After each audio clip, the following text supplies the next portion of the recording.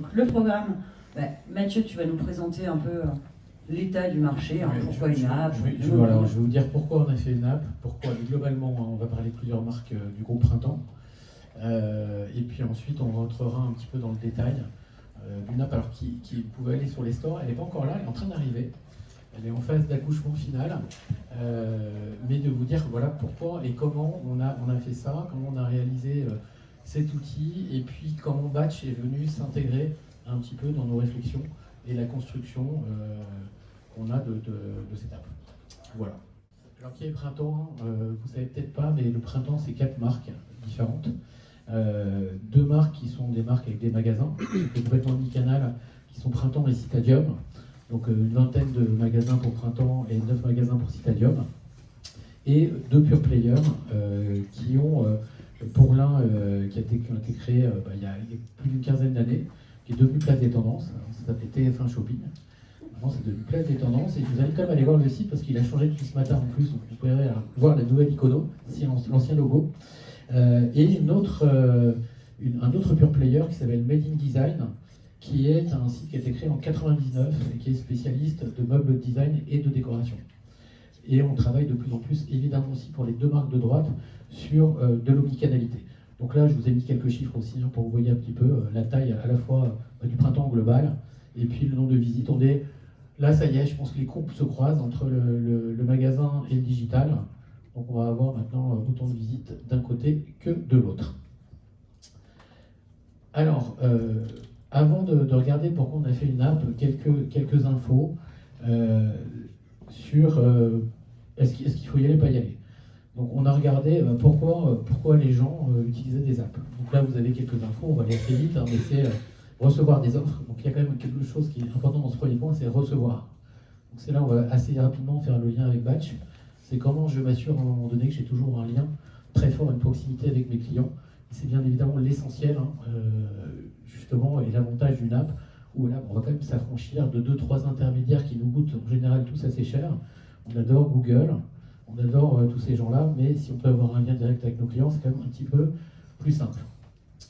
Voir des nouveautés, comparer des produits, et puis également avoir parfois aussi des exclus. Alors, il y a un petit problème d'affichage, mais exclusivité et nouveauté, c'est 2 mots aussi extrêmement importants dès qu'on va parler d'application, puisqu'il faut rêver à quelque chose, de pouvoir avoir une offre assez singulière à partir du moment où on est sur le mobile.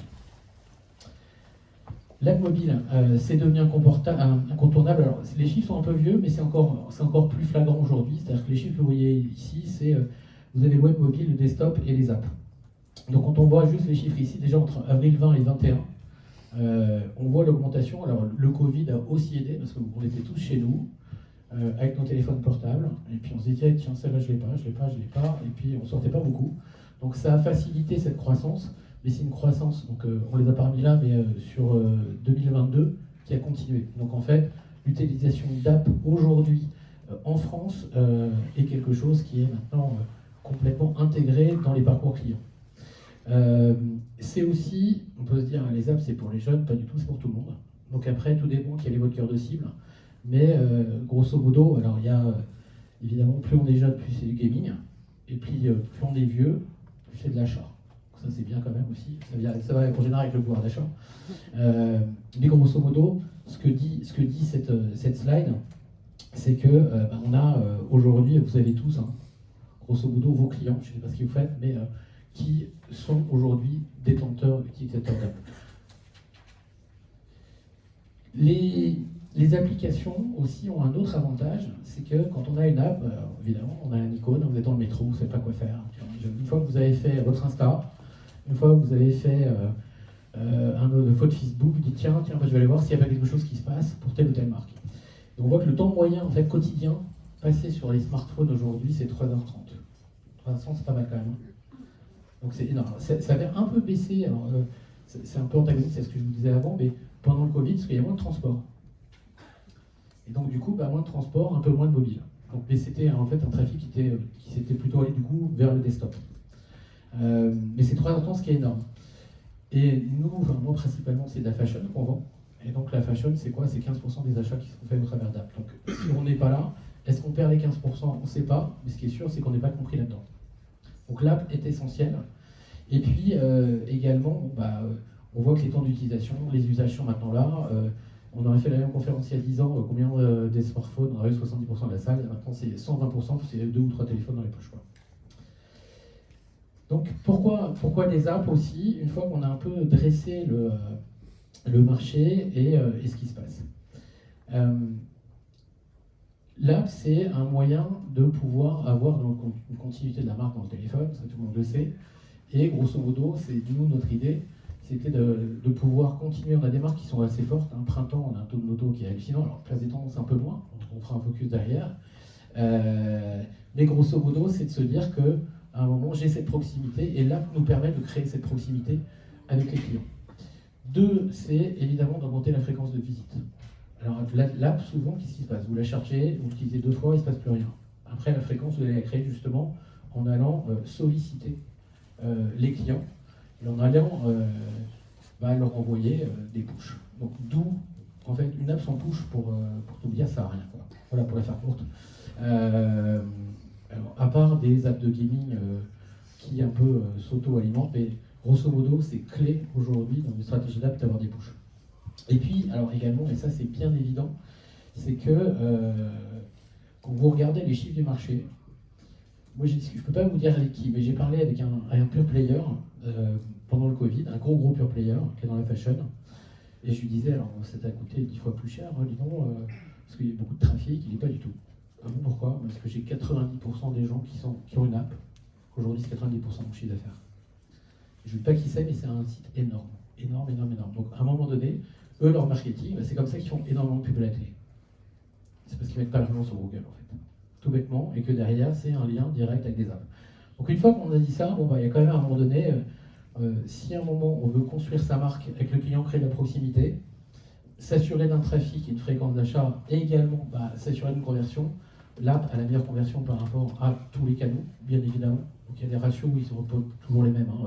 Le mobile, vous allez être sur un ratio de 1, le site 2 et l'app 3. Pour la faire courte, c'est à peu près ça, mais on gagne à chaque fois, c'est à peu près multiplié par 2. Du coup, en fait, nous, on s'est posé aussi après des questions sur, faut y aller. Il y a aussi quelque chose qui est hyper important, c'est si vous avez des grosses bases de données, il faut y aller encore plus. Il faut y aller encore plus parce que cette base, elle est là, elle est chez vous. Et c'est quand même beaucoup plus simple à un moment donné de les transférer que de les faire de l'acquisition. Donc, pareil, est-ce que je vais lancer une app? Aujourd'hui, il y a une base de données avec X millions, centaines de milliers de personnes. Peut-être que ça vaut le coup là, parce qu'on sait que mes top clients, c'est peut-être que 10%, mais ils font 50% des achats. Et si j'arrive à les sécuriser, parce qu'ils ne vont plus aller chercher ailleurs, parce que c'est bien ça la clé aussi, c'est plutôt qu'aller chercher ailleurs, je vais d'abord regarder sur cette application que j'ai dans ma poche.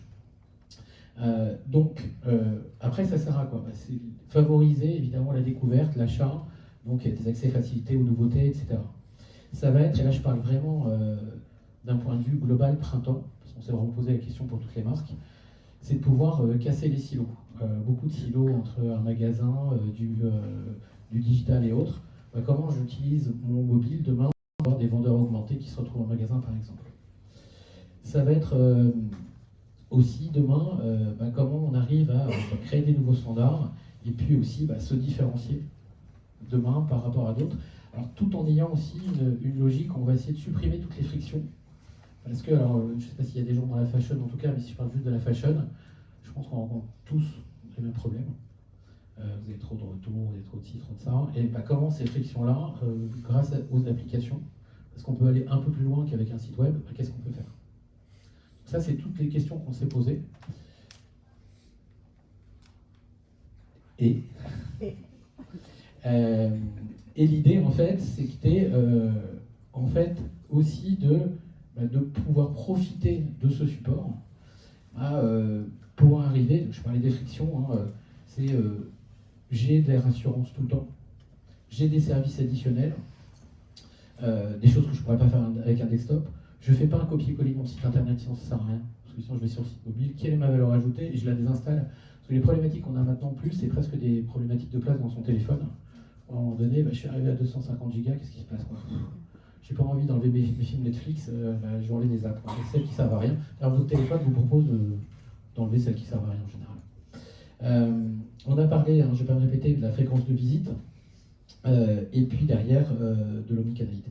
Maintenant, on va rentrer dans la place des tendances. Alors, place des tendances, je sais que malheureusement, on a une notoriété qui reste pas limitée parfois, mais donc du coup, je vous rappelle ce que c'est. Donc, c'est un site donc, créé il y a plus d'une quinzaine d'années, et l'idée, c'est d'accompagner au départ la femme dans son cycle de vie, donc pour qu'elle s'habille, pour qu'évidemment elle habille l'être aimé. Donc, messieurs, vous pouvez aussi aller sur ce site parce qu'il y a tout ce qu'il faut pour vous. Ça vous arrive, mesdames, parfois d'être enceinte. Enfin, l'idée, c'est aussi qu'on vous accompagne dans cette période-là. Petite digression aussi, vous avez un peu grossi après l'accouchement. Eh ben, on va aussi, là, on a déjà lancé, on va proposer une gamme pour vous accompagner dans cette petite période. Oui, aussi. Ils sont solidaires. Aussi, c'est vrai. Par solidarité, qu'ils font aussi effectivement des couvades. L'idée aussi, c'est de prendre soin de soi au travers de la beauté, etc. Vous avez des enfants, donc il y a de l'enfant. Et puis après, une fois qu'on a habillé tout ça, il faut habiller sa maison. Et donc, c'est de plus en plus de décoration, etc., etc. Donc ça, c'est un peu le positionnement place des tendances. Une fois que je vous ai dit ça, on veut des innovations. Voilà, je vous parlais de friction. Donc on est une app qui va vendre des produits de déco, des fringues, ok, super. Qu'est-ce qu'ils ont de plus et qu'est-ce que j'ai pas trouvé ou que je ne trouverai pas sur mon site internet? Je vais vous donner deux exemples qui sont des exemples qui seront évidemment au lancement. Le premier, c'est la gestion de la taille. Donc, mesdames, messieurs, vous avez tous acheté sur internet et vous êtes tous à un moment donné renvoyés. On dit c'est trop grand, c'est trop petit, etc. Bon, il y a un service là qu'on est en train d'ajouter, c'est plutôt que de le retourner, est-ce que vous voulez une retouche? Et donc là, il y a quelqu'un qui va venir chez vous chercher la robe et qui vous la ramène. Donc ça, c'est une première chose pour éviter le retour. Mais surtout, pour éviter le retour, on voudrait que à un moment donné, être sûr que la taille qu'on va proposer soit la bonne.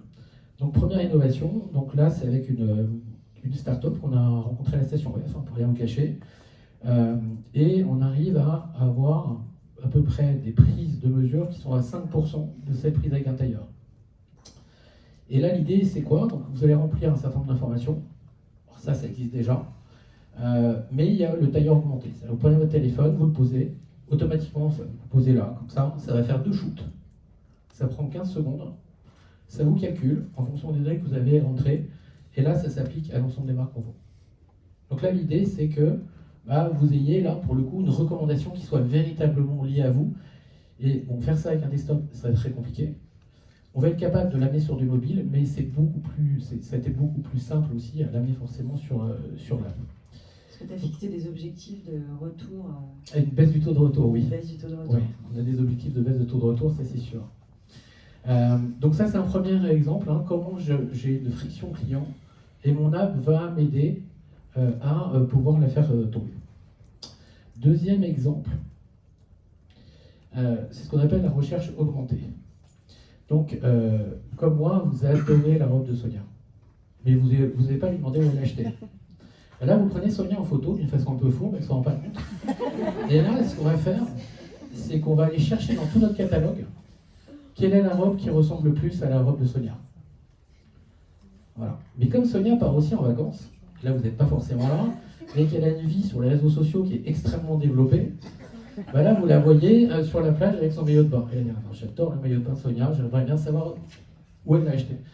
De la même façon que sur la prise de photo directe, vous allez sur Insta, vous prenez la photo, et là, de la même façon, on va aller chercher dans le catalogue le maillot de bain qui ressemble le plus au maillot de bain qui est porté par Sonia.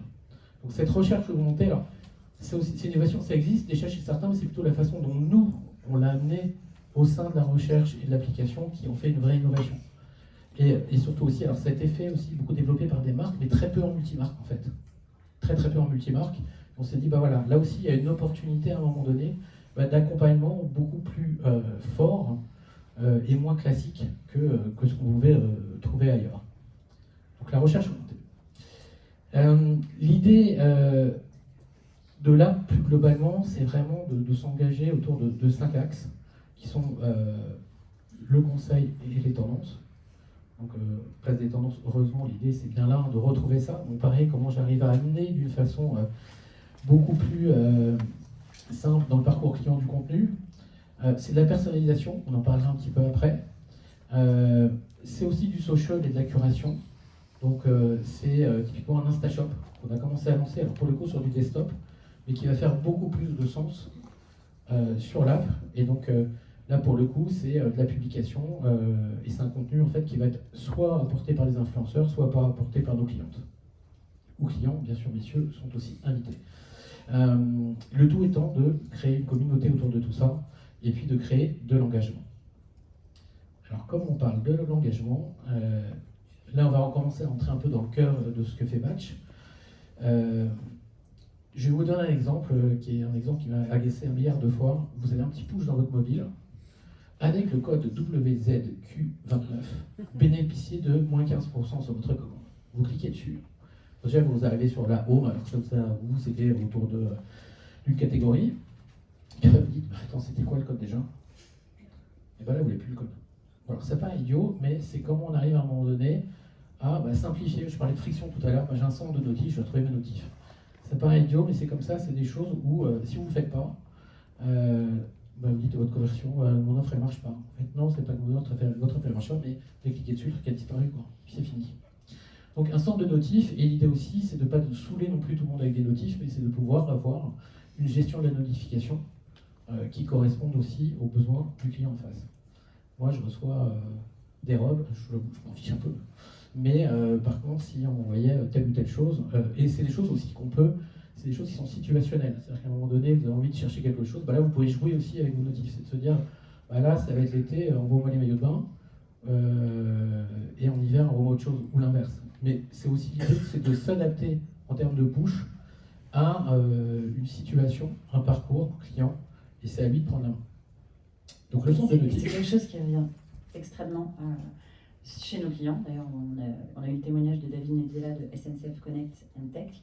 Et ils sont en train de le mettre en place, à voir lequel de vous deux l'aura dégainé en premier.